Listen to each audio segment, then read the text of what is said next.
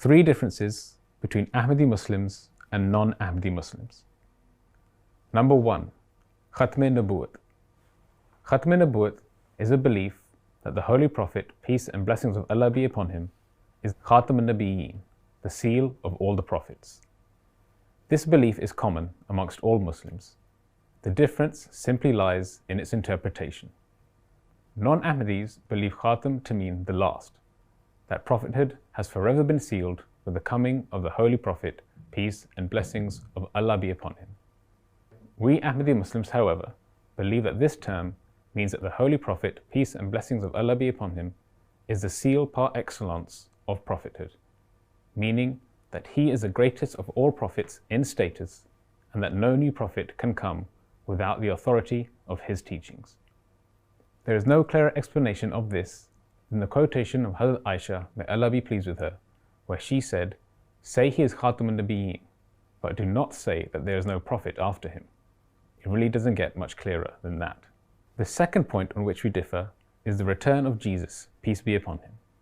Non-Ahmadis maintain that Jesus escaped crucifixion and was instead raised bodily to heaven, where he's been waiting for 2,000 years in order to make his return.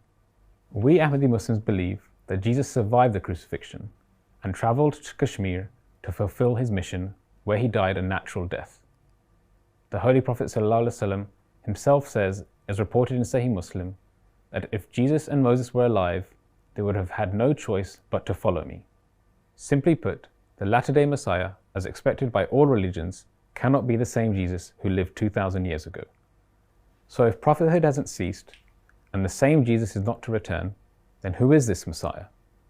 This is where the Ahmadiyya community has recognized Hazrat Mirza Ghulam Ahmad, may peace be upon him, as the promised Messiah, a subordinate, non-law-bearing prophet from within the Ummah of the Holy Prophet, may peace and blessings of Allah be upon him. And this leads us to difference number 3, Khilafat. As mentioned by the Holy Prophet, may peace and blessings of Allah be upon him, Khilafat would once again come on the precepts of prophethood.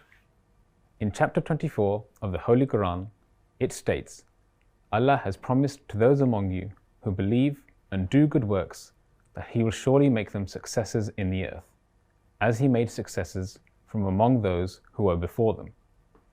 Khilafat-e-Ahmadiyyat is not a political one, but spiritual, and the Ahmadiyya community is the only sect in Islam unified under one leader and under one caliph.